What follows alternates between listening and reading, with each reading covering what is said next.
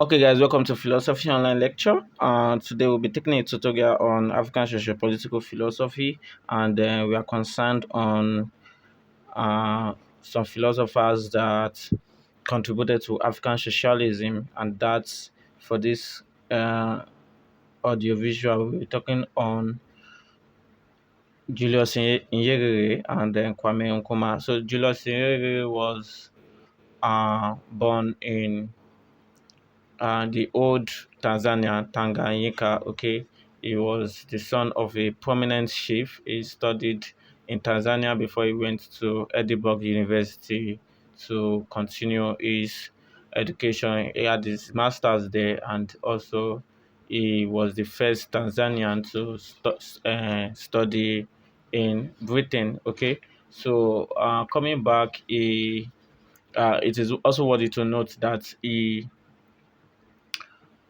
was a convert into Catholic Church. Okay, so that also influenced him, and then when he came back, he was a teacher, and then later on he became the first prime minister of the independent Tanzanian, and then the first president of the independent Tanzanian, the new state of Tanzania, rather. Okay, so now we are looking at his African socialism, and it was basically founded on the concept of Ujamaa. Okay, so but before then, it is worthy to note that uh, Nyerere was, unlike some other contemporaries, was basically focused on bringing Africa to its past, that is, bringing Africa to its past identity of communalism, that is, of relationship built on the idea of togetherness for each other. Okay, so he was a Marxist too, but so he rejected every uh, idea of capitalism. It was a staunch opposer of capitalism. Now, for the fact that he borrowed part of Marxist idea doesn't mean that he accepted all. Okay, so now is African socialism was a mixture of influence of Fabian socialism and Catholic teachings. Okay, and his theories and of the society was similar to that of Jean-Jacques Rousseau. So to uh, Nyerere, for a society to be ideal, there are three essential things that must be present. That is equality, freedom, and unity. Equality will ensure that everyone work cooperatively. Everyone work cooperatively for the good of all, and then for the benefit of all. Freedom will ensure that everyone has a sense of belonging. That is, I am free to, work on this farmland. I'm free to work on another farmland. Okay, everybody will identify the society as is. Okay, and then the unity, because without unity, there won't be peace, and so peace is very, very essential to a society that has to thrive. So he also held that for a society to thrive, that we have to eradicate capitalism, and we have to build a new foundation on socialism. Okay, so he held that these three essential principles that I mentioned earlier are not new to Africa. Okay, the only challenge is on how we will have to extend this into the wider community, that is in a new system, extend it to a larger to a country as a whole. Okay, so moving further, he said that mutual respect also, the idea of common property and common labor is very, very essential towards our development and African socialism. Okay, so we have this mutual respect for each other. We have the idea of common property, common labor, and so on. So this form part of is economic and political ideology as regards Africa. Okay, so now, unlike Karl Marx, he said that the idea of socialism in Africa is not as a result of class struggle. You know, in Marxism,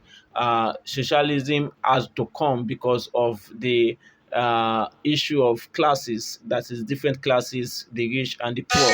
But to uh, in Nyerere, the socialism in Africa is not as a result of class struggle, but as a result of the idea that we already had in extended family. Okay, that we have to do things together. Okay, and this is what brings about socialism in Africa. Okay, so like I said earlier, Ujamaa is central to his philosophy. His philosophy is okay. Let's just say it's stamped Ujamaa, and Ujamaa means familyhood, and this system is practiced in basically in the agriculture sector. That is, the focus was on farming, okay, and then village civilization, okay. So now agriculture was central, and so because of this, in Nyerere, Tanzania, focus was placed on agriculture, and every other sector was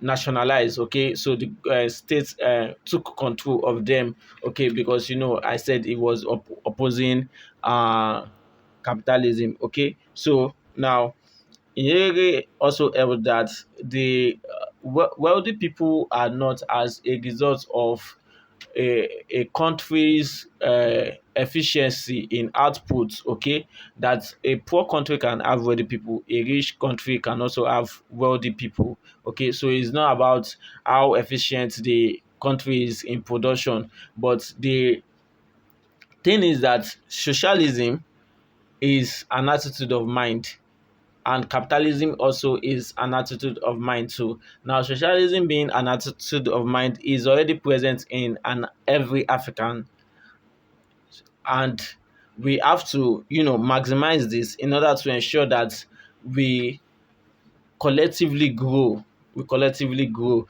and going back to the assertion that a wealthy man could be in a society, he held that a wealthy man could be in a society and contribute to the success of that society, and a wealthy man can be in a society and also not contribute to the success of that society. Okay, it's held that to have wealthy people in a socialist state who are concerned about the state and not of themselves, who knew that the wealth is for others, it is very hard to find such society with such wealthy people. Okay, because wealthy people are more in a capitalist state. But this idea of socialism is an attitude of mind. Okay, so even someone can be poor and still have this attitude of mind of socialism, and someone can be poor and still have this attitude of mind of capitalism. That is, when you are poor, you don't have enough, but you are not concerned about others. That is the state of mind of capitalism. Okay, so that's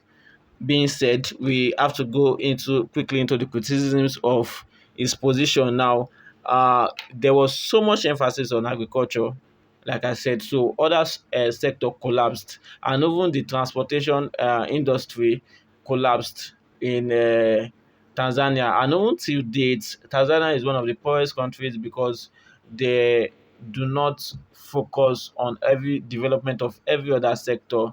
Truthfully, he considered free and fair education for all, and but the economy system does not rely on facing on one sector alone. It doesn't work that way. And also, he also failed to realize that after colonialism, Africans no longer had the mindset of the pre-colonial era. Okay, so there was a change in mindset. Okay, a change that made African people inferior to others. Okay, so he didn't consider this also. Okay, so these are some of the criticisms of uh Julius Nyerere. So briefly, I'll be taking on Kwame Nkrumah.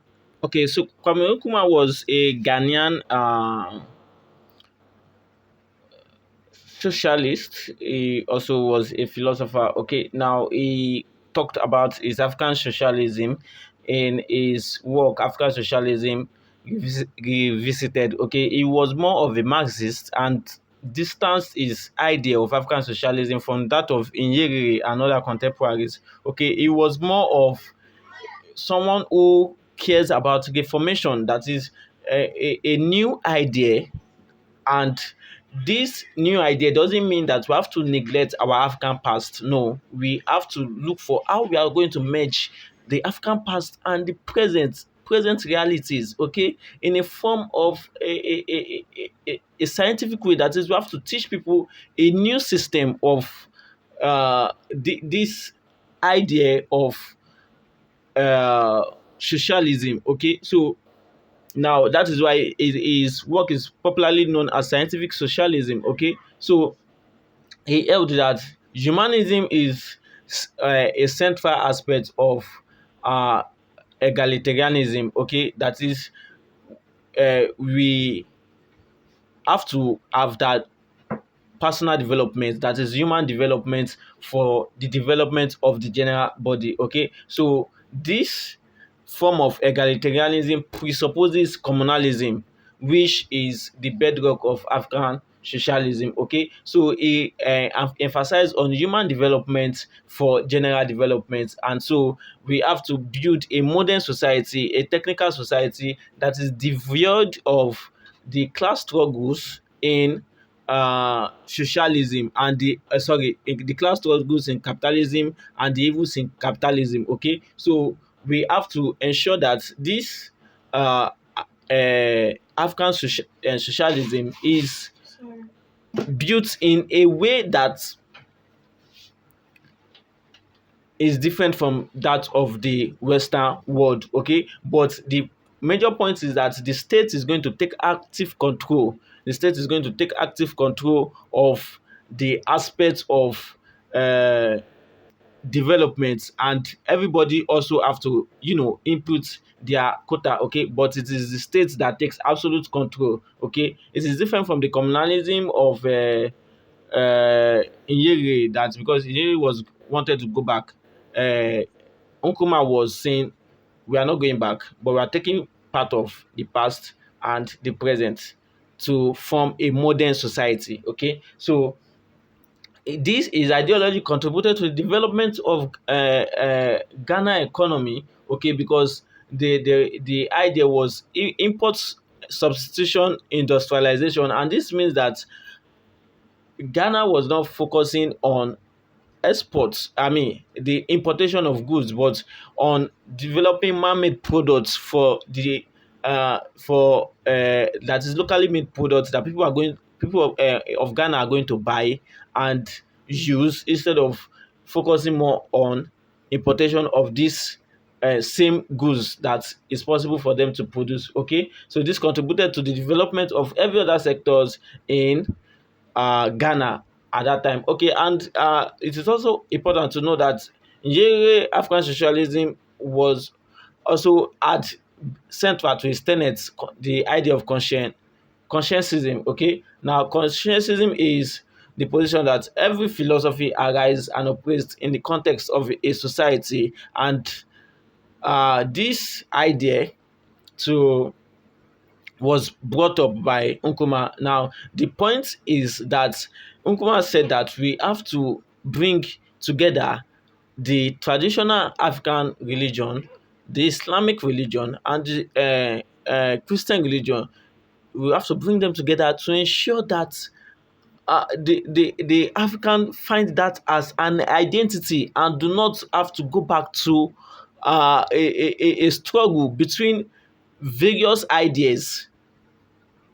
So we have to blend these ideas together and have that consciousness. Okay, so anything that is spiritual, or anything that we cannot find answers to on a natural sense, we shouldn't go to a spiritual sense to sort answers for what should be sought in a natural sense. And anything that is beyond what the human knowledge can know, there is no need for us to struggle to know it. So it was a materialist that we should abandon this idea of spirit, mysticism, and so on, and focus on ourselves and as people, with the togetherness of the idea of uh, every different cultures and the religions that have been present in the society. So this is a summary of Nkrumah's Consciencism.